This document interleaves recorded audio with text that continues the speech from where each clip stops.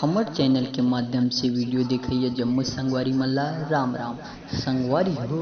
अगर आप मन अभी तक हमार यूट्यूब चैनल साच की आवाज़ ला सब्सक्राइब नहीं करे हो तो बिना देरी करे हमार मन के यूट्यूब चैनल साच की आवाज़ ला सब्सक्राइब कराओ और घंटी के बटन ला जरूर दबाओ जेमे आप मन ला नवा नवा गाना गाए बर और देखे बर मिलही। नवा नवा वीडियो देखे बर हमार चैनल ला सब्सक्राइब करूँ। धन्यवाद।